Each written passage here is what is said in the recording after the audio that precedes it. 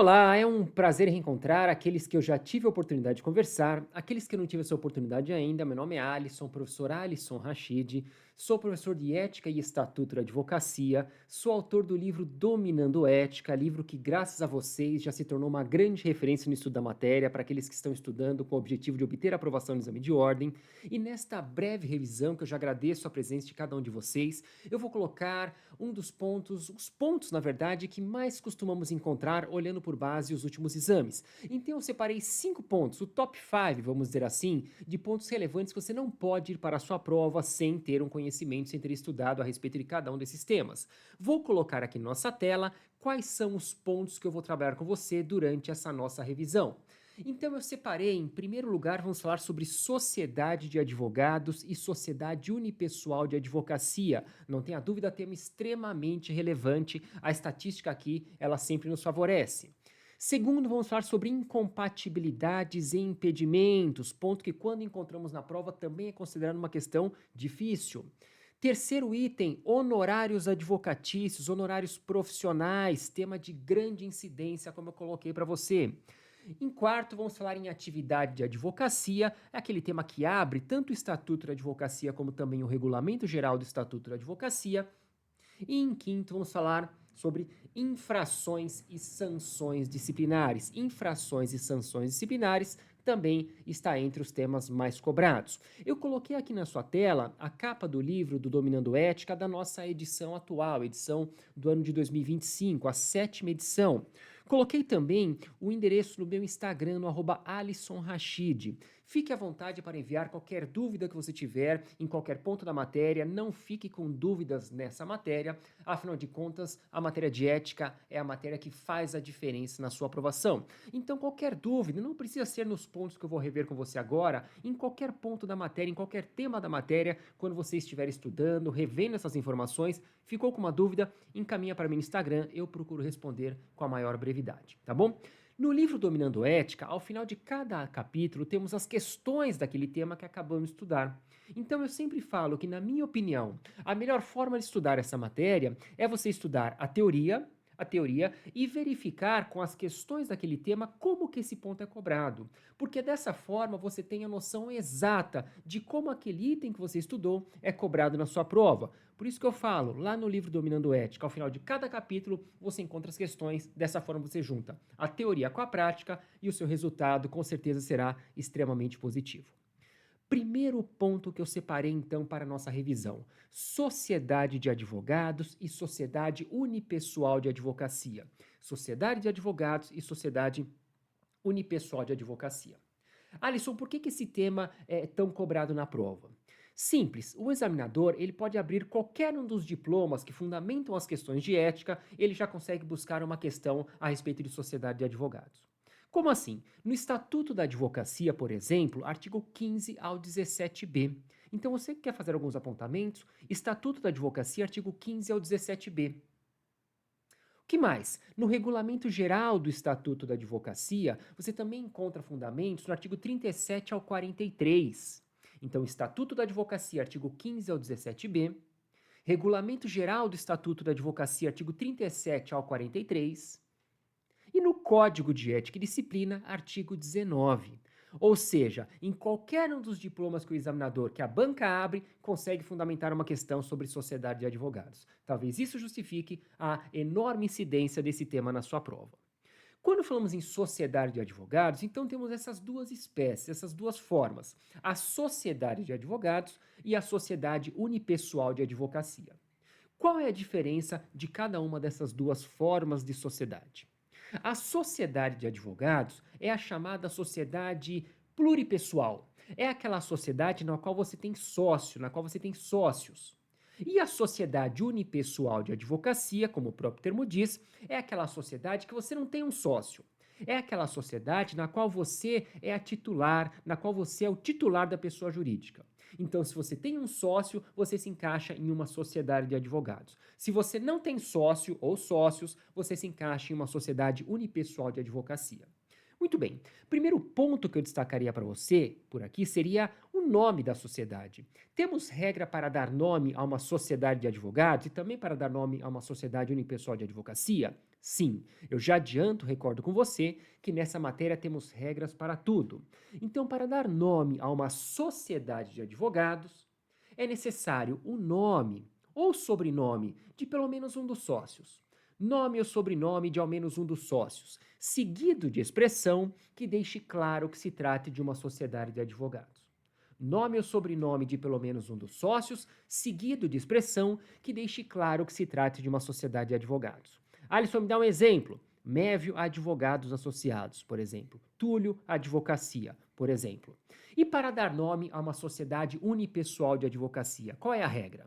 Para dar nome a uma sociedade unipessoal de advocacia, é necessário o nome completo ou parte do nome do titular, seguido da expressão sociedade individual de advocacia. Então, para dar nome a uma sociedade unipessoal, é necessário o nome completo ou parte do nome do titular, seguido da expressão sociedade individual de advocacia.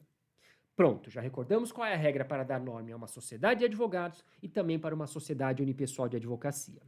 Só isso já é suficiente para responder questões sobre o nome da sociedade? Não. Para aqueles que já verificaram questões em exames anteriores, sabem que quando o examinador pergunta sobre o nome da sociedade, geralmente vem a seguinte pergunta na sua prova. Vamos supor que determinado advogado fundou o escritório, deu nome à sociedade, no entanto, ele veio a falecer. Diante do falecimento daquele advogado que dá nome à sociedade, o nome dele pode permanecer na razão social? Depende. O que você leva para a prova e também para o seu dia a dia é o seguinte: é permitido manter na razão social o nome do sócio falecido, desde que essa possibilidade esteja prevista no ato constitutivo da sociedade. Se está previsto no ato constitutivo da sociedade, podemos manter na razão social o nome do sócio falecido. Caso contrário, não. E o que mais eu preciso levar para a prova sobre o nome da sociedade?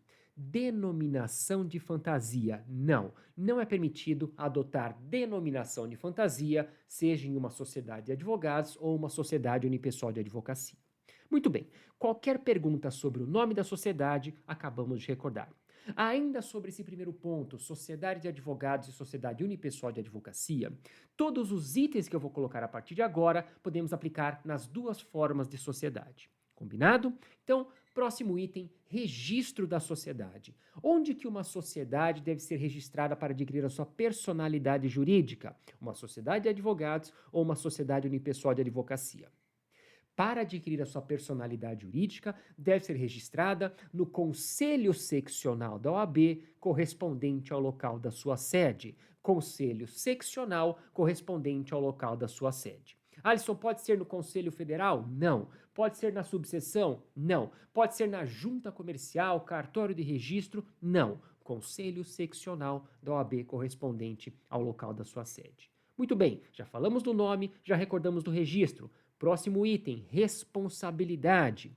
A responsabilidade na sociedade de advogados e na sociedade unipessoal de advocacia é subsidiária e ilimitada. Responsabilidade subsidiária e ilimitada. O que isso quer dizer? Subsidiária e ilimitada quer dizer, primeiro a sociedade responde, depois, de forma ilimitada, os sócios e os associados. Próximo item, filial. Podemos constituir uma filial da nossa sociedade? Sim, desde que seja em outro estado. Desde que seja em outro estado. Alisson, o que vale a pena eu destacar sobre filial de uma sociedade de advogados ou sociedade unipessoal de advocacia?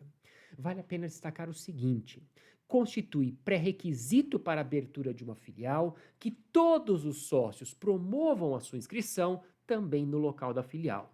Então, constitui pré-requisito para a abertura de uma filial que todos os sócios providenciem a sua inscrição também no local da filial.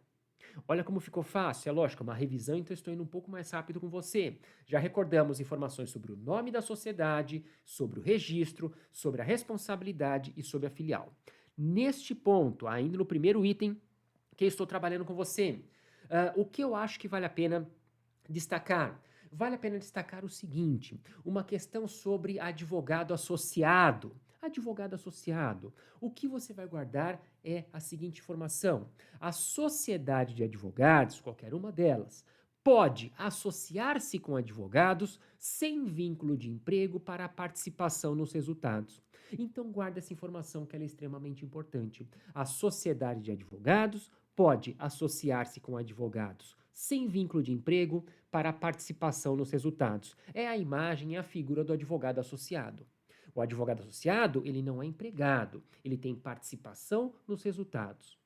Preste atenção que hoje temos previsto no Estatuto da Advocacia a possibilidade de associações diversas. Então, você como advogada associada, você como advogado associado, hoje você pode ter associações diversas.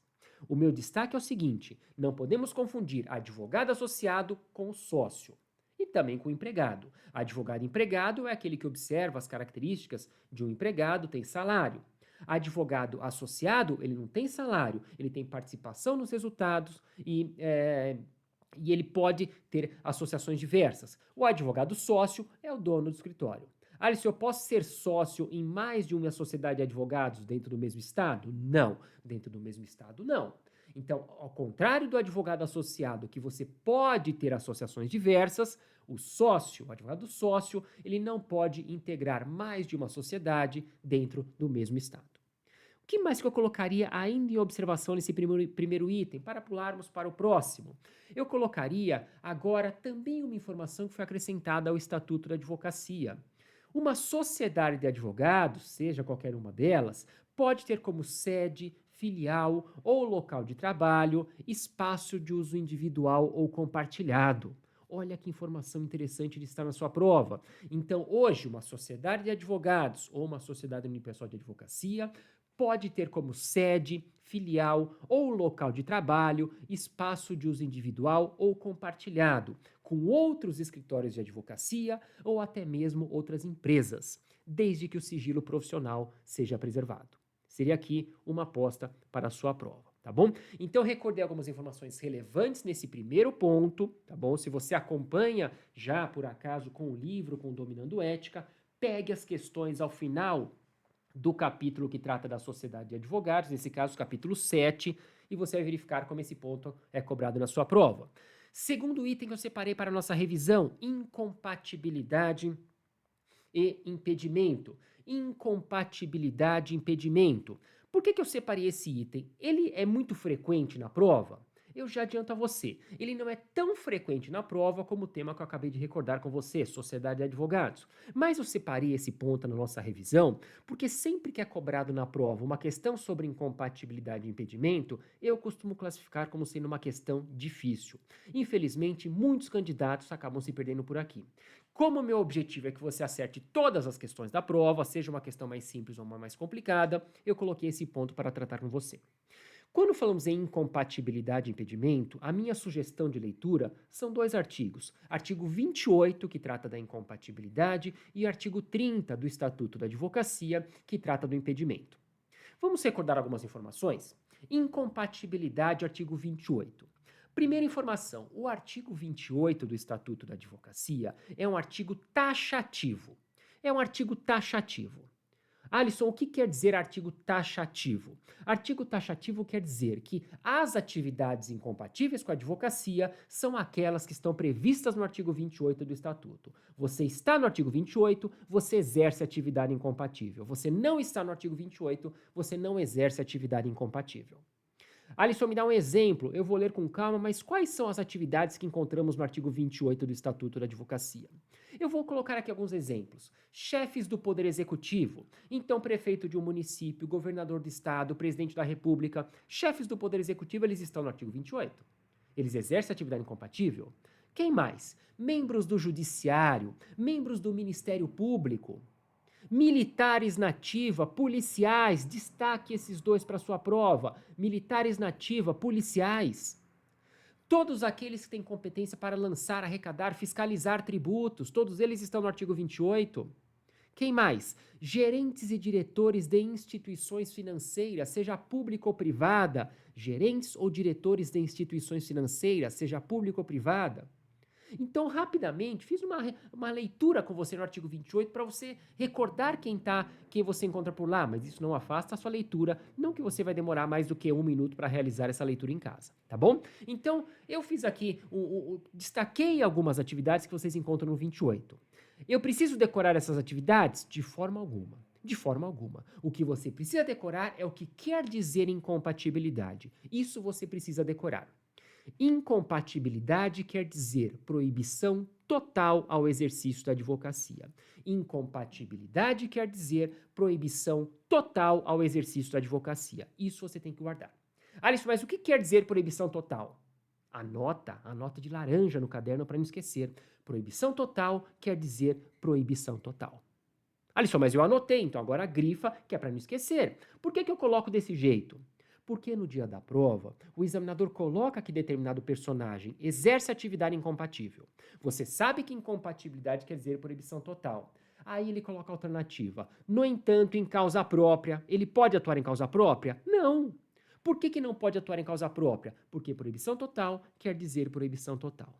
Ficou claro?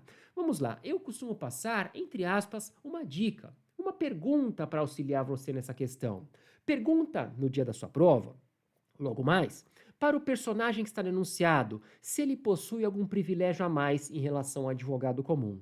Pergunta: ei, você que está aqui denunciado, você possui algum privilégio a mais em relação ao advogado comum? Se a resposta for sim, tenta encaixar no 28, ele exerce atividade incompatível com a advocacia. Alisson, como assim? Eu estou perguntando e não estou recebendo essa resposta. Para você não decorar privilégios, comece a inventar privilégios. Por exemplo, pergunta para o personagem, no enunciado da questão, se ele possui facilidade para captar clientes. Você possui facilidade para captar clientes? Se a resposta for sim, encaixa no 28, ele exerce atividade incompatível, ele não pode advogar em hipótese alguma. E se eu não lembrar desse privilégio, começa a lembrar de outros. Você possui facilidade de acesso, por exemplo? Você possui facilidade para obter informações? Eventual tráfico de influência? Um desses privilégios você vai lembrar. Encaixamos um desses privilégios, está no 28, exerce atividade incompatível com a advocacia. Alisson, me dá um exemplo. Um policial. Um policial todo mundo consegue visualizar, tá bom? Um policial, por conta de suas atividades, olha a proximidade que ele tem de autores e réus de um processo. Para quem que é mais fácil conseguir um cliente? Para um advogado, para uma advogada, que está fechado dentro do seu escritório, ou para um policial? Por um policial, ele tem facilidade de captar clientes por conta da atividade dele. Um policial tem esse privilégio, ele está no artigo 28, ele exerce atividade incompatível com a advocacia. Ou seja, ele não pode atuar em hipótese alguma. Ele não pode exercer a advocacia em hipótese alguma. Incompatibilidade, artigo 28 do Estatuto da Advocacia. Impedimento, artigo 30. O que quer dizer impedimento? Impedimento, então está aqui na sua tela, é o segundo item que estamos trabalhando. Impedimento quer dizer proibição parcial ao exercício da advocacia. Enquanto incompatibilidade quer dizer proibição total, impedimento quer dizer proibição parcial ao exercício da advocacia. Alisson, o que quer dizer proibição parcial? Proibição parcial quer dizer que aquelas pessoas que encontramos no artigo 30, daqui a pouco eu vou citar aqui a você, tá bom? As pessoas que encontramos no artigo 30 podem exercer a advocacia, mas possuem uma limitação. As pessoas que encontramos no artigo 30 podem exercer a advocacia, mas possuem uma restrição. As pessoas que encontramos no artigo 30 podem exercer a advocacia, mas possuem um impedimento. Muito bem. Quem que encontramos no artigo 30 do Estatuto da Advocacia? 2 incisos você está lendo comigo agora. 2 incisos. Inciso 1º do artigo 30, servidores públicos de uma forma em geral. E no inciso 2º, membros do Poder Legislativo. Inciso 1º, servidores públicos de uma forma em geral. Inciso 2º, membros do Poder Legislativo. Muito bem. Inciso 1º, servidores públicos de uma forma em geral, eles podem advogar? Regra geral pode, mas possui um impedimento. Regra geral, de uma forma geral, um servidor público pode atuar, exceto contra a fazenda pública que o remunera ou a qual ele esteja vinculado. Então, o servidor público, regra geral, pode atuar, exceto contra a fazenda pública que o remunera ou a qual ele esteja vinculado. Alisson, me dá um exemplo. O que eu tenho que tomar cuidado na prova? Tente encaixar na prova, verifique a fatia da pirâmide que o servidor público se encaixa. Se ele é um servidor público municipal, estadual ou federal. Se ele é um servidor público municipal, regra geral, ele pode advogar, exceto contra o município. Se ele é um servidor público estadual, regra geral, ele pode advogar, exceto contra o Estado. Se ele é um servidor público federal, ele pode advogar, exceto contra a União. Ah, lições se a questão falar que o servidor, que o personagem integra uma autarquia. A questão ficou mais difícil? Não. É uma autarquia estadual? Eu já sei contra quem ele não pode advogar. É uma autarquia federal? Eu já sei em que fatia ele se encaixa, contra quem ele não pode atuar. Ficou fácil, não ficou? Inciso 2º do artigo 30, membros do Poder Legislativo. Membros do Poder Legislativo. Aqui o impedimento ele é um pouco maior, é mais amplo. Membros do Poder Legislativo, regra geral, então, eles podem atuar, exceto contra ou a favor. Preste atenção que agora entrou a favor. Membros do Poder Legislativo pode atuar, exceto contra ou a favor. Pessoa jurídica de direito público. Exceto contra ou a favor, uma concessionária, uma permissionária de serviço público, exceto contra ou a favor de uma empresa pública, exceto contra ou a favor de uma fundação pública, de uma sociedade de economia mista, tá bom? Então visualiza dessa forma que a questão fica fácil de você recordar. Já recordamos então rapidamente sobre incompatibilidade, proibição total, impedimento, proibição parcial. Aquelas observações, aquelas notas de rodapé para eu passar para o nosso 3º ponto, honorários advocatícios. Vamos lá. Então, notas de rodapé, observações. Preste atenção, parágrafo único do artigo 30 do Estatuto da Advocacia. Artigo 30, parágrafo único. Advogado, professor em curso de direito. Advogado, professor em curso de direito. Aposta aqui para sua prova, hein? Aposta para a prova. Advogado professor em curso de direito é exceção à regra do impedimento. Um advogado professor de um curso de direito é exceção à regra do impedimento. O que isso quer dizer? O que isso quer dizer? Vamos lá. Por exemplo, vou trazer a questão. Olha a questão sendo elaborada aqui na sua frente para o seu exame. A questão coloca, então, por exemplo, vamos pegar uma situação hipotética, que determinado advogado, ele é advogado professor do curso de Direito em uma universidade federal. Se ele é advogado professor do curso de Direito em uma universidade federal, ele é um servidor público federal. Ele pode atuar contra a União? Cuidado com a resposta. Pode, porque o parágrafo único do artigo 30 coloca ele como sendo exceção à regra do impedimento. Então, advogado professor em curso de direito é exceção à regra do impedimento. Advogado professor do curso de direito em uma universidade federal, ele pode atuar sim contra a União, porque o parágrafo único do artigo 30 do Estatuto coloca ele como sendo exceção. Questão fica bonita de aparecer na sua prova, não tenha dúvida disso. Que mais que eu poderia colocar por aqui? Preste atenção, membros do Poder Legislativo, impedimento. Lembra que falamos? Membros do Poder Legislativo, impedimento. Cuidado se a questão colocar que o personagem é membro da mesa do Poder Legislativo. Membro da mesa do Poder Legislativo. A palavra mesa joga a questão para incompatibilidade. Membros do Poder Legislativo, impedimento. Membros da mesa do Poder Legislativo, incompatibilidade. E para encerrar esse 2º ponto que eu separei na nossa revisão, o afastamento temporário da atividade incompatível não afasta a incompatibilidade. O afastamento temporário da atividade incompatível não afasta a incompatibilidade. Alisson me dá um exemplo, um juiz de direito, por exemplo, que se afasta temporariamente para tratar de questões pessoais, questões de foro íntimo. Ele pode restabelecer a sua inscrição junto à Ordem dos Advogados do Brasil? Não, porque o afastamento temporário de uma atividade incompatível não afasta a incompatibilidade. Dessa forma, então recordamos informações no item 2 que eu separei para nossa revisão, incompatibilidade e impedimento, tema importante, sempre que aparece na prova, como eu disse, é considerada uma questão difícil. Se você vem acompanhando então, se você vem acompanhando com o livro, com Dominando Ética, essa aqui, como eu disse, é a 7ª edição que estamos trabalhando aqui para os exames de 2025, pegue ao final do capítulo 10, que é o capítulo que trata de incompatibilidade e impedimento, fica aqui a minha sugestão de leitura. 3º ponto, nosso top 5 daqueles temas esperados para sua prova, honorários advocatícios, honorários advocatícios. Não tenha dúvida, esse é aquele capítulo que eu peço que vale muito a pena você pegar uma caneta grifa-texto, laranja, vermelha, amarela, da cor que você tenha para destacar informações do seu caderno. Eu peço então para que você grife o capítulo 9. Abre no capítulo 9, se você já está acompanhando com o livro, com Dominando Ética, que trata de honorários advocatícios. Esse é um dos temas mais cobrados na prova. Também é um dos temas que o examinador abre qualquer um dos diplomas da matéria e encontra fundamento para a sua questão. Alisson, como assim? Quais são os artigos? No Estatuto da Advocacia, artigo 22 ao 26. Anota, artigo 22 ao 26 do Estatuto da Advocacia, honorários advocatícios, estamos falando. No Código de Ética e Disciplina, artigo 48 ao 54. Artigo 48 ao 54 do Código de Ética e Disciplina. E no Regulamento Geral do Estatuto da Advocacia, artigo 14. Então, olha a quantidade de artigos que encontramos no tema honorários advocatícios, honorários profissionais. Então, no Estatuto da Advocacia, como eu citei, artigo 22 ao 26. No Código de Ética e Disciplina, artigo 48 ao 54. E no Regulamento Geral do Estatuto da Advocacia, artigo 14. Vamos recordar algumas informações sobre honorários, informações relevantes para a sua prova.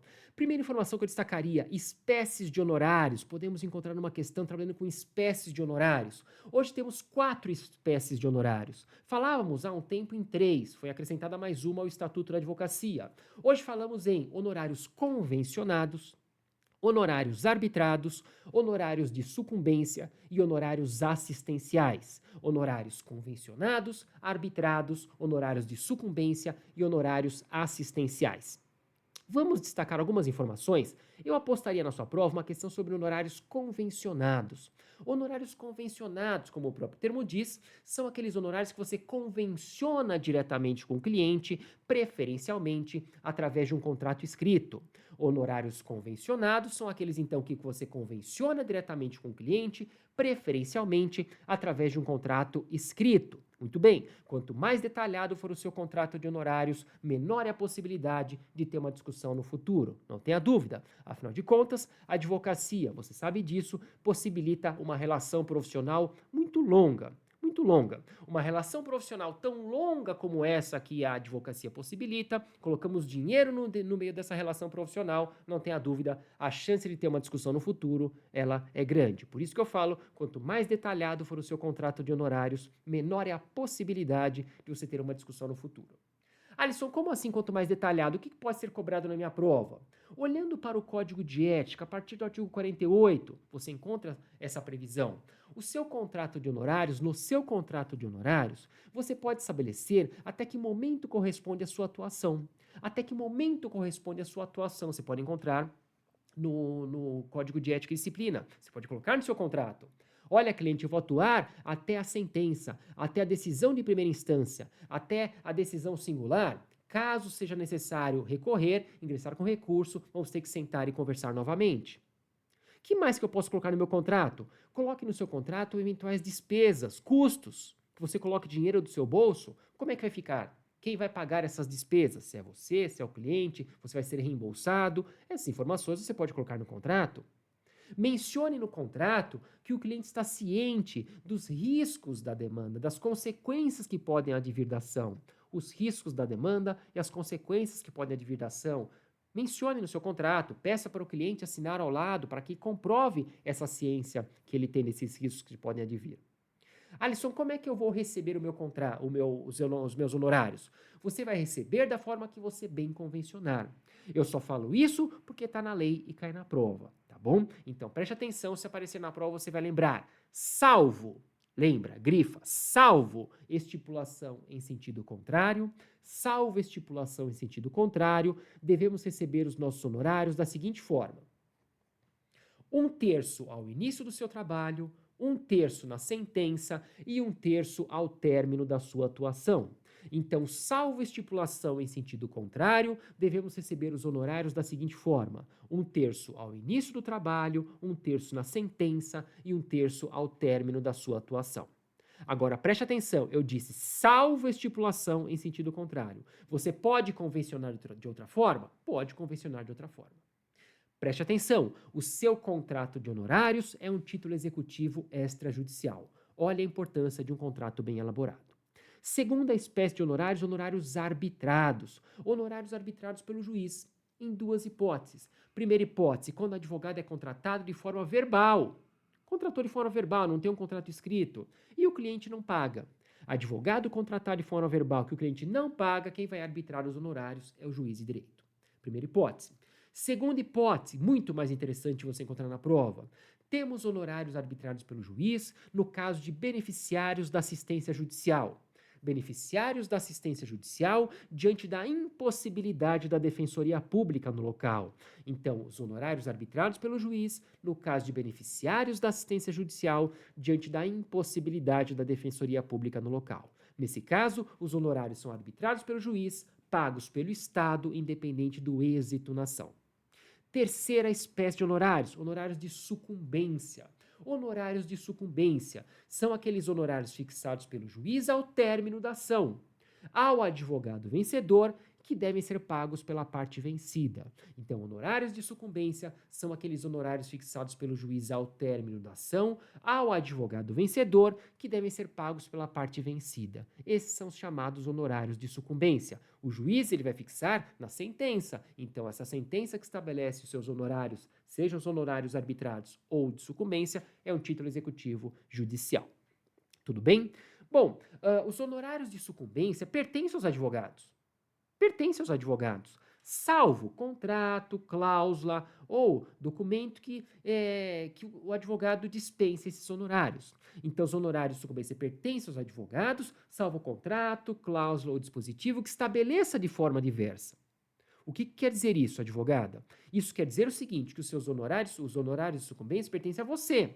Mas você pode, em um contrato, através de uma cláusula, através do documento, dispensar esses honorários. Você pode dispor dos honorários de sucumbência. Tudo bem? Mas ele pertence ao advogado. E os honorários assistenciais, a nossa revisão rápida, a nossa conversa rápida, olhando questões que podemos encontrar na prova.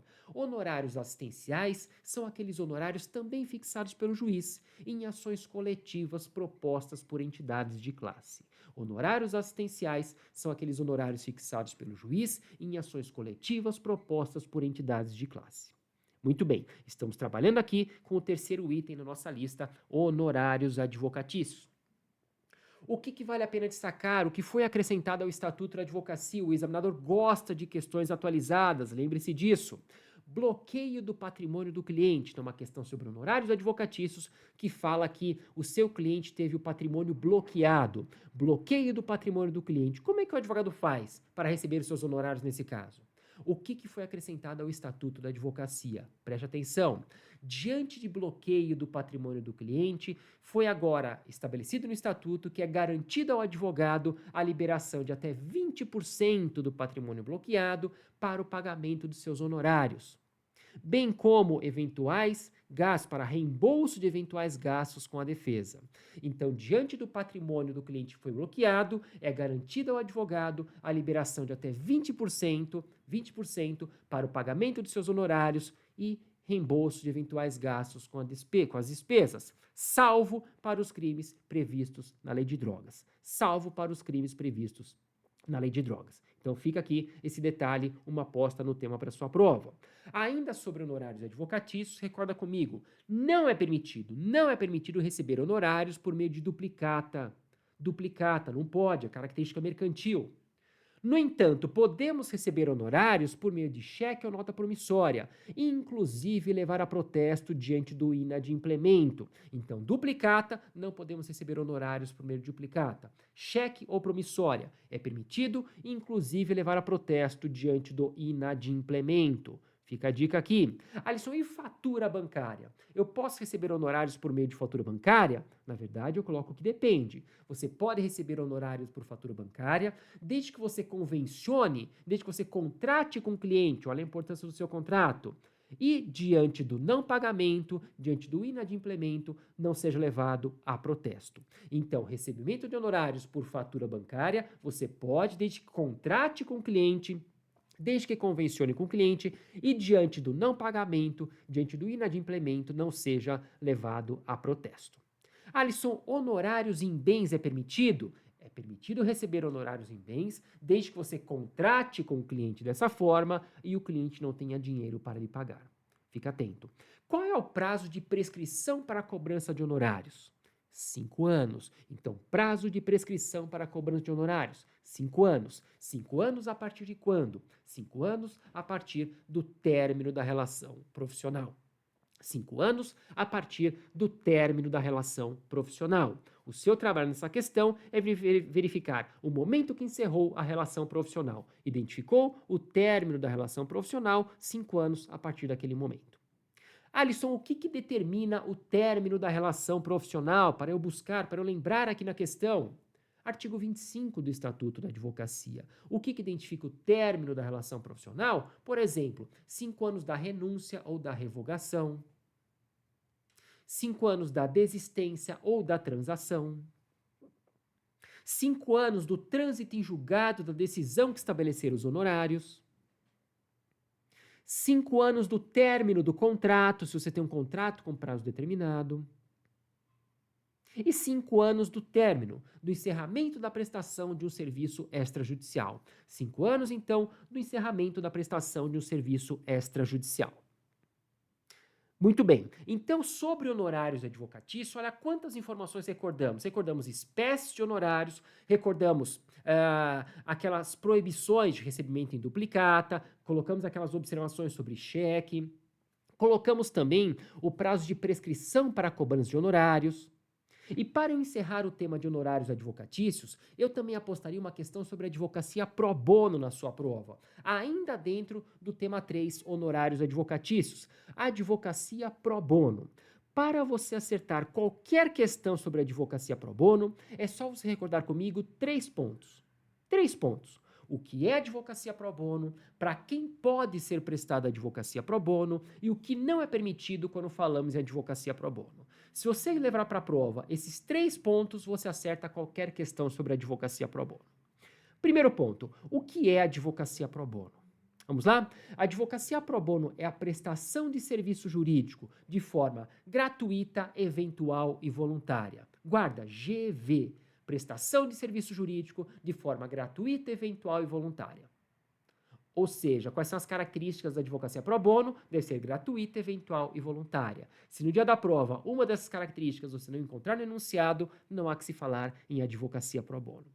Já sei o que é advocacia pro bono. Segundo item, para quem pode ser prestada advocacia pro bono? A advocacia pro bono pode ser prestada para instituições sociais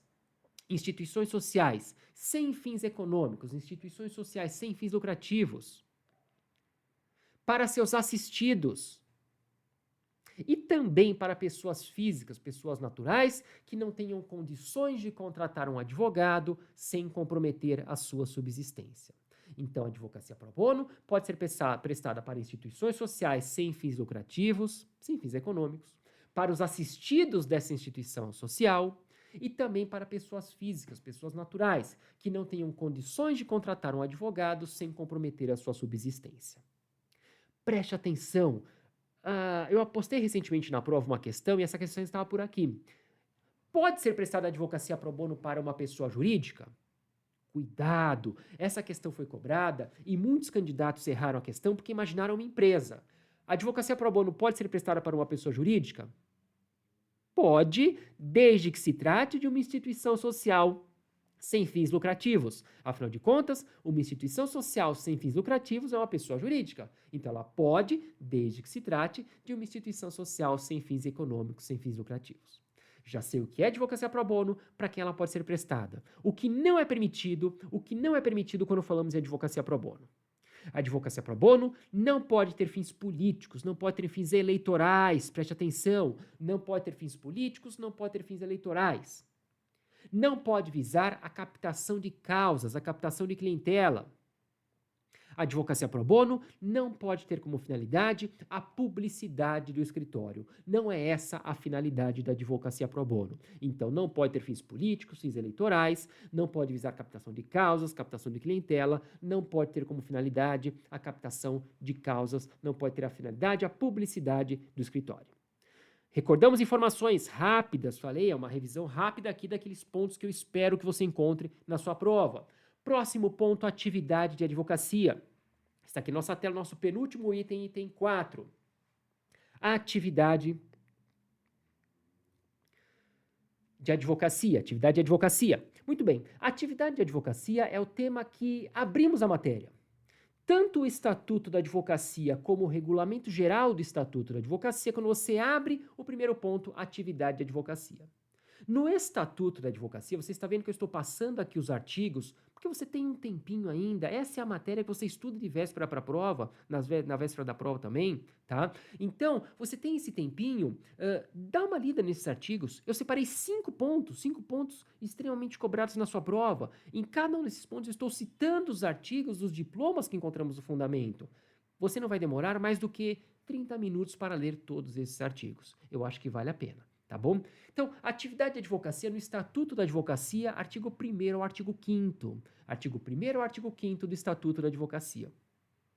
E no Regulamento Geral do Estatuto da Advocacia, artigo 1º ao artigo 7º. Artigo 1º ao artigo 5º do Estatuto da Advocacia e artigo 1º ao artigo 7º do Regulamento Geral do Estatuto da Advocacia. Muito bem. Quando falamos em atividade de advocacia, olhando para a sua prova, eu espero que você encontre uma questão sobre atividades privativas de advocacia. Atividades privativas. Recorda comigo quais são as atividades privativas de advocacia.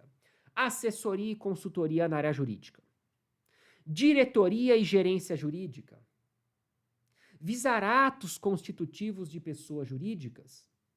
E postular em juízo. Então, atividades privativas de advocacia. Assessoria e consultoria na área jurídica, diretoria e gerência jurídica, visar atos constitutivos de pessoas jurídicas e postular em juízo. Muito bem. Bom, são atividades privativas de advocacia. Então, a primeira observação que eu peço para você destacar é justamente a palavra privativas, porque são atividades que somente podem ser praticadas por advogadas, atividades que somente podem ser praticadas por advogados. Então fique atento, estamos conversando, mas o seu objetivo é uma prova. Verifique, antes de entrar nas alternativas, se o personagem apontado no enunciado é um advogado, é uma advogada. Por quê? Se não for um advogado, se não for uma advogada e praticar qualquer uma dessas atividades, isso é considerado exercício ilegal da profissão. Pode ser cobrado nas questões de ética porque está no regulamento geral. Não é advogado, não é advogada praticou uma dessas atividades, é considerado exercício ilegal da profissão. Nesse caso, os atos praticados por esse personagem são considerados nulos, atos nulos. De todas essas atividades privativas, qual seria aquela que eu destacaria para a sua prova? Por que eu destacaria essa? Porque tivemos informações acrescentadas ao Estatuto da Advocacia por aqui. E como eu citei há pouco a você, o examinador gosta de questões atualizadas. Dessa forma, ele consegue diferenciar aquele candidato que está a par das atualizações daquele candidato que está caindo aí de paraquedas no dia do seu exame de ordem. Então, em atividade de advocacia, em atividades privativas, a minha aposta seria em uma questão sobre assessoria jurídica e consultoria jurídica. Assessoria e consultoria jurídicas. Por que eu apostaria por aqui? O que foi acrescentado ao Estatuto da Advocacia. Vamos lá. Primeira informação. Quando falamos em assessoria e consultoria na área jurídica, o que você lembra?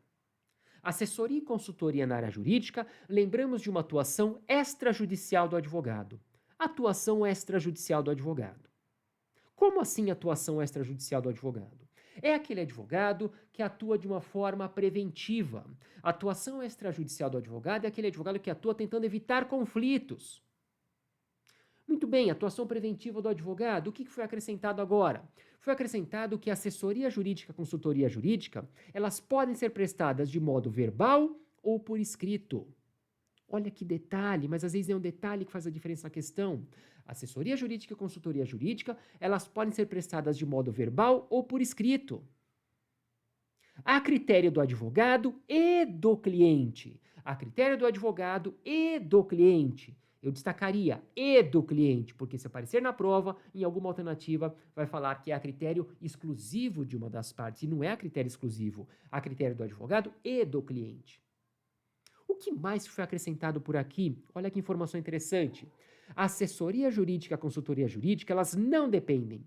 Elas independem de outorga de mandato, elas não dependem da celebração de contrato de honorários. Então, elas não dependem de outorga de mandato, assim como não depende da celebração de um contrato de honorários.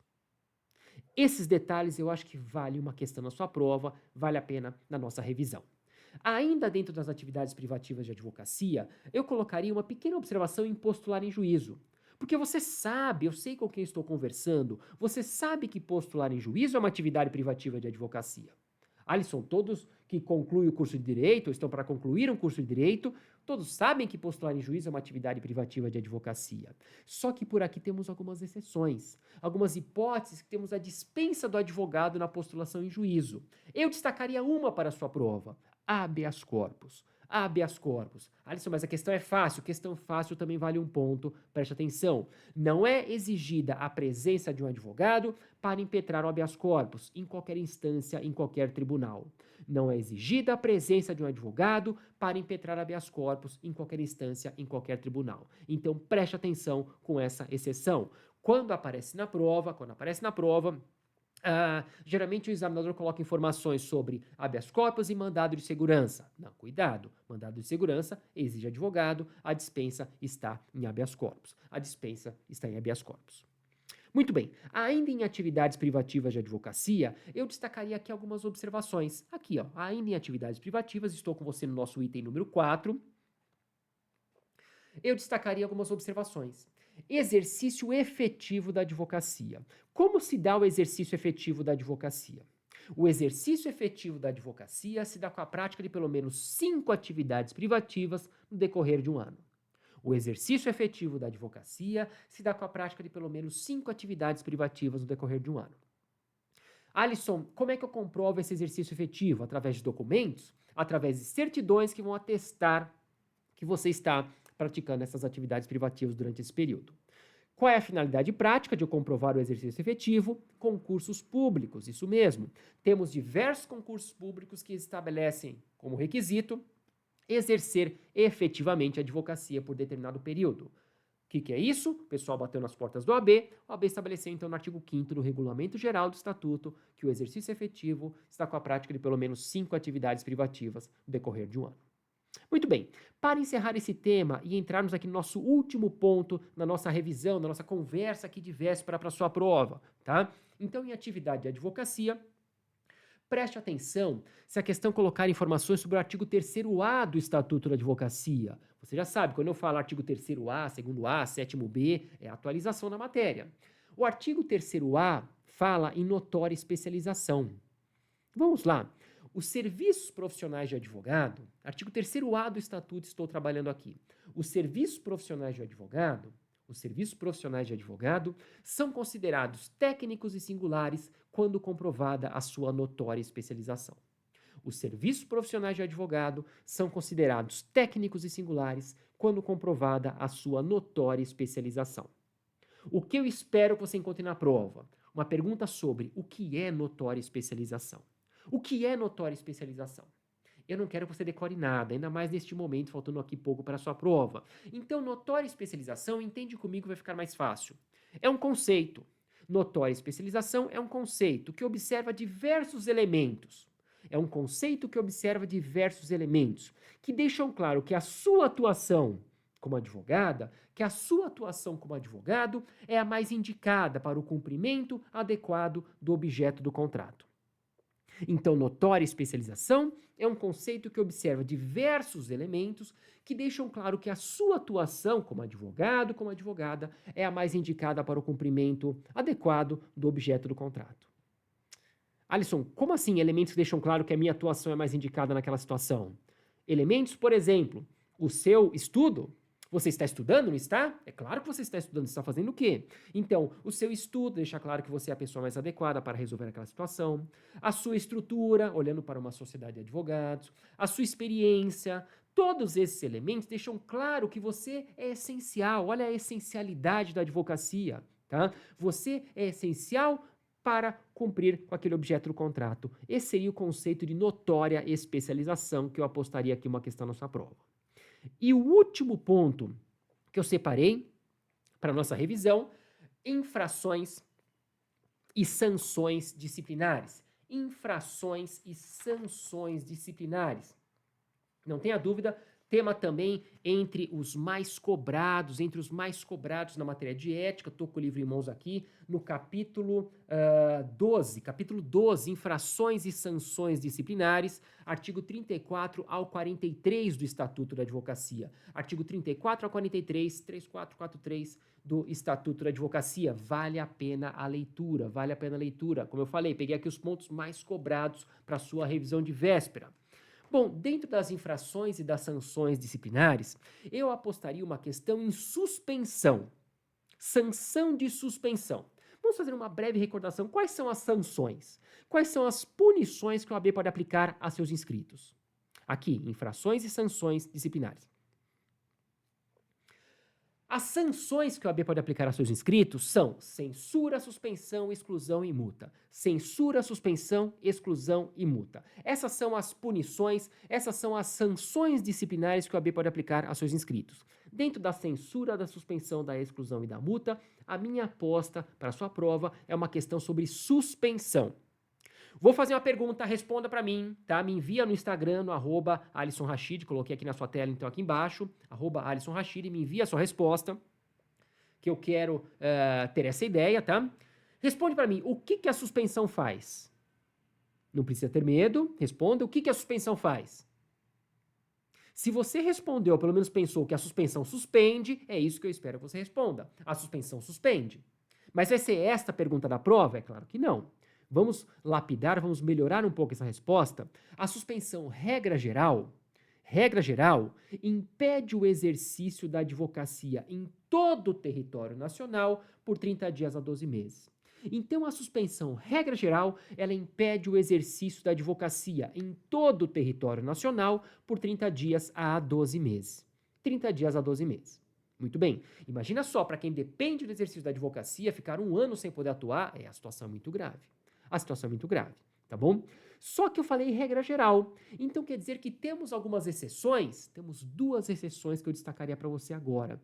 Duas exceções que podemos ultrapassar esse prazo máximo de 12 meses.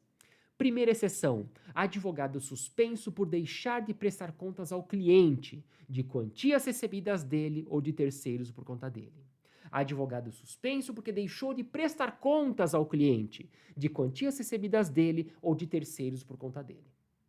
Nesse caso, o advogado vai ser suspenso por 30 dias a 12 meses, se prestou contas no período, muito bem, caso contrário, permanece suspenso até que preste contas do valor atualizado. Então, suspensão por 30 dias a 12 meses, o advogado é suspenso e vai permanecer suspenso até que preste contas do valor atualizado. 1 ano, 1 ano e meio, 2 anos, enquanto não prestar conta, ele será suspenso.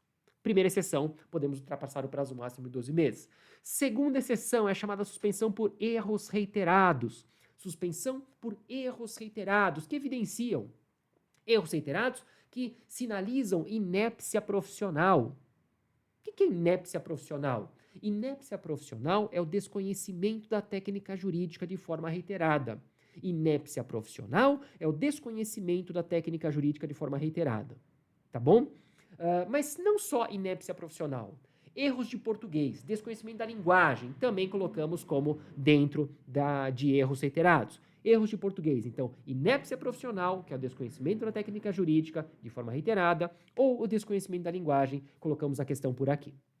Nesse caso, nessa hipótese, a única hipótese, suspensão por erros reiterados, que o advogado é suspenso por 30 dias a 12 meses e permanecerá suspenso até que preste e seja aprovado em novas provas de habilitação.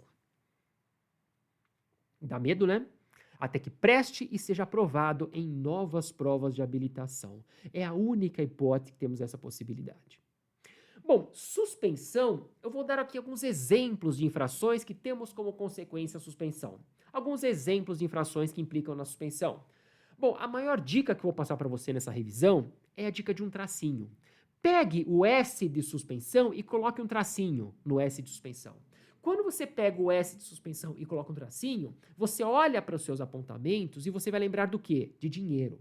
De dinheiro. Pois bem, o artigo 34 do Estatuto da Advocacia, que trata das infrações disciplinares, ele traz 30 incisos. 30 incisos. Infração prevista no artigo 34, dentro dos 30 incisos, que esteja relacionada a dinheiro, a punição é suspensão. Essa dica vale ouro para sua prova. Infração relacionada a dinheiro, a punição é suspensão. Infração relacionada a dinheiro, a punição é suspensão.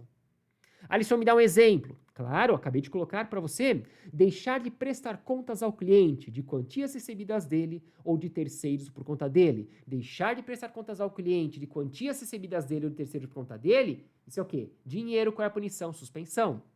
Exame seguinte, o enunciado coloca que determinado advogado solicitou ou recebeu dinheiro para aplicação ilícita. Solicitar ou receber dinheiro para aplicação ilícita, isso pode? Não. Dinheiro, qual é a punição? Suspensão.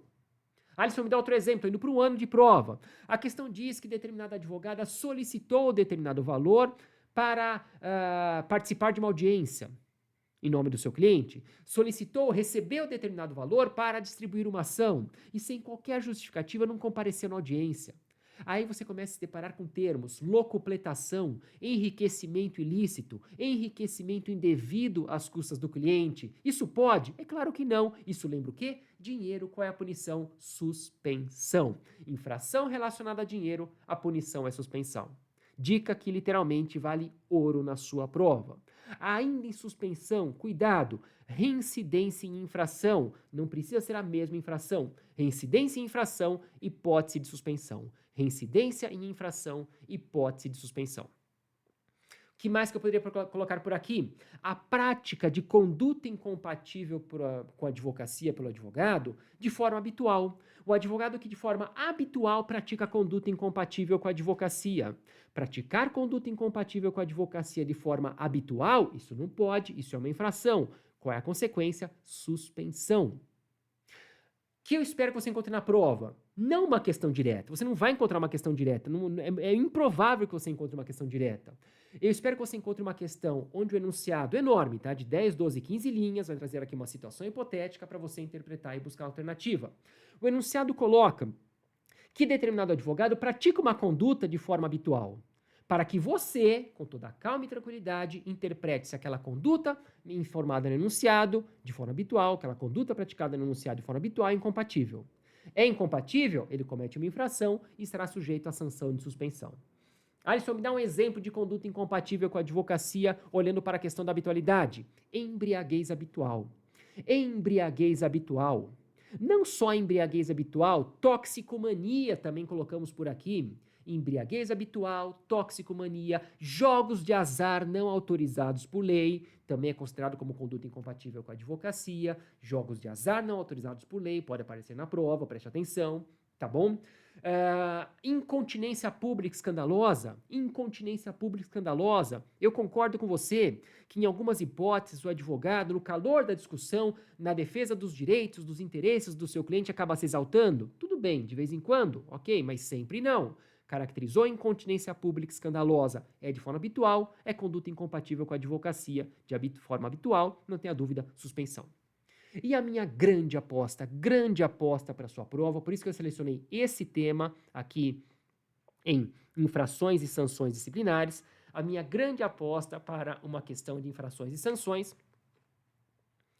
E eu não preciso nem falar que é minha grande aposta, porque foi acrescentado ao Estatuto da Advocacia. Ou seja, é a 8ª vez, a 7ª vez que eu estou falando. O examinador gosta de questões atualizadas. O examinador gosta de questões atualizadas. Então, se você está estudando agora essa matéria, acredito que você já vem estudando. Mas se você está se deparando com essa revisão de véspera somente agora, Alisson, eu não tenho tempo de estudar tudo. O que você me recomende? Pegue as últimas atualizações. Dentro do possível, eu trouxe algumas atualizações recentes para essa nossa revisão. Tá? Então, foi acrescentada ao artigo 34 do Estatuto da Advocacia que a prática de assédio moral, a prática de assédio sexual e a discriminação caracterizam infrações que temos como consequência a sanção de suspensão. Então, praticar assédio moral, assédio sexual, bem como a discriminação, agora está previsto no Estatuto da Advocacia, lá no artigo 34 do Estatuto da Advocacia, tá bom? Constitui infração que temos como consequência a sanção de suspensão. Observa aqui a regra geral da suspensão, prazo 30 dias a 12 meses. 30 dias a 12 meses. Então, dessa forma, eu coloquei aqui, eu trabalhei rapidamente com base nesses 5 pontos, fiz, de certa forma, um top 5, né, daqueles pontos que eu espero que você encontre na sua prova, aquela revisão de véspera que eu quis selecionar, priorizar algumas atualizações da sua matéria. E eu peço que você, logicamente, se você fez alguns apontamentos, leia novamente esses apontamentos antes de ir para a sua prova. Abri meu Instagram para você no @AlisonRachid. Aliás, me acompanha por lá, que é por lá que eu costumo colocar atualizações da matéria, agenda de eventos. É por lá, esse é o nosso canal, ainda mais que estamos falando de uma forma remota. Esse é o canal para que você envie qualquer dúvida. Envia. Eu procuro responder sempre de uma forma mais rápida, mas quando chegamos mais perto da prova, eu recebo muitas questões. Então, às vezes, nem que seja durante a noite, eu procuro responder, porque às vezes aquela questão faz a diferença na sua aprovação, tá bom? Bom, desejo a todos uma excelente prova. Peço que você acredite que você está preparada, que você está preparado. Agarre com força este exame e acredite que esta é a sua prova, tá? Muito sucesso. Espero te encontrar logo mais na segunda fase. Um grande abraço. Até um próximo encontro. Até mais.